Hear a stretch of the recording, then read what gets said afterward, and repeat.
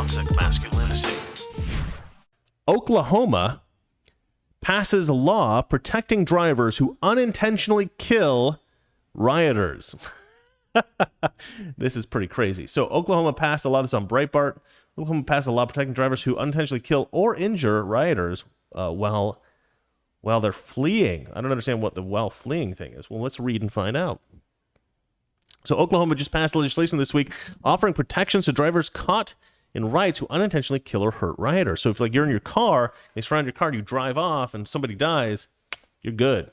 And I love that because I don't know if you guys have ever seen the footage of that guy who was beaten almost to death in the LA riots in 1992, but he was pulled out of his truck and he was beaten, and he had like brain damage.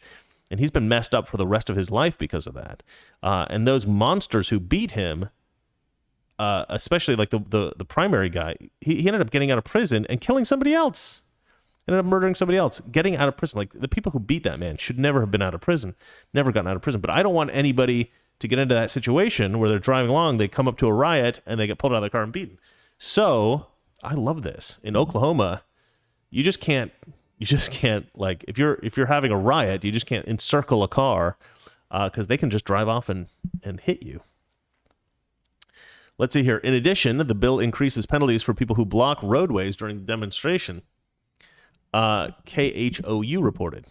Governor Kevin Stitt, I think they signed something like this, or they proposed something like this in Florida as well. Governor Kevin Stitt signed House Bill 1674 into law on Wednesday. The outlet continued. The measure says drivers will not be held liable if they flee the scene of a riot and injure or kill individuals if they think it was necessary to protect themselves from serious injury or death. And this would have actually protected Rittenhouse. You remember the Rittenhouse guy?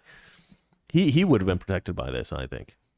The bill also states the driver must exercise due care when the injury or death occurs. So this is specifically for drivers, not for people shooting. So maybe Rittenhouse would not have been protected.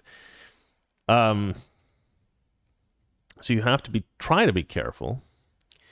The bill was crafted following a viral altercation last summer where a pickup truck drove through a crowd protesting the death of George Floyd on a Tulsa interstate. Why is anybody protesting the death of George Floyd?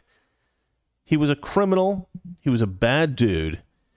And the police officer was restraining him, and then he died of a drug overdose. I hate this whole concept that the guy murdered him. I hate that there was a guilty verdict, and I hate that that's how everybody's going to frame it from now, because it's absolutely false. He died of a drug overdose. Just keep telling everybody that, because people will pretend that's not true, and it just pisses me off. All right, several people were injured in the crash, including one man paralyzed from the waist down after falling off an overpass. That's pretty tough, but I wouldn't have wanted to see the person in the car murdered by those folks, and it's a tough thing. Like, I don't know, it's a messy situation. The protesters shouldn't be violent. That's all I have to say about that. Protesters damaged the vehicle as it moved through the group, and witnesses accused the driver, who was with his family, of intentionally driving through the crowd of protesters. I mean, if he's with his family, if I'm with my family, I'm sorry, guys, I don't care about you guys so much. However, he was not charged, nor should he have been.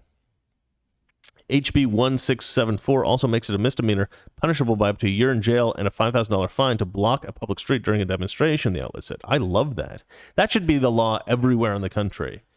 No blocking cars on public streets, because what if your grandmother's trying to get to the hospital after having a stroke or something like that, and she could live for another 20 years if she could just get through the traffic, but she can't because BLM's there. That's like the worst thing ever, right? Let's see here. Citizens saw numerous riots in Oklahoma and across the nation in the summer of 2020. No kidding. The bill's author, Representative Kevin West, Republican from, I guess, Moore County, said in a press release Thursday, on the day this bill was signed into law, we even had an outburst in the House of Representatives. That, thankfully, was resolved quickly and without violence, but it illustrates that we are a nation governed by laws. I certainly support the right to peacefully protest and assemble. I will not, however, endorse rioters that spill onto the streets, spill onto the city or state streets, blocking traffic. and even harming property or of vehicle operators who are simply trying to move freely. This law gives clarity to those motorists that they are in fact within their rights to seek safety. I love that. Because it is kind of symbolic, really, right? Because obviously if you're fleeing a scene and somebody is incidentally hit by your car because they're blocking traffic, I mean, they're standing out in the street, certainly you should never be charged for that. So this is more of just, I think, a symbolic gesture. With regard to the law, I don't think it really changes much. Black Lives Matter protesters descended on the Oklahoma House of Representatives chamber Wednesday to block debate on several bills, including, according to Breitbart. Marchers loudly chanted their protests of several bills, including one designed to protect people being attacked in their vehicles during protest, the report said. Oh, hey, buddy. Hey, somebody wants to say hi, guys. Yeah. Yeah. This is the world. The world. Meet Aston. Okay, so Valeria's not here, so you're coming to hang out with me, huh? All right, you're gonna have to go because I'm in the middle of the show here. All right. Chat soon, little buddy. All right, yeah. Sorry, I didn't actually put it. I just realized I wasn't on the Breitbart news article. That's what happens when Valeria's not here. I lose track of what I'm doing. All right, well, that's the article there. If you want to read it, it's pretty interesting. I'm glad that they did that. So now there's some protection if you're running away from the mob. The mob, not really the mob, a mob.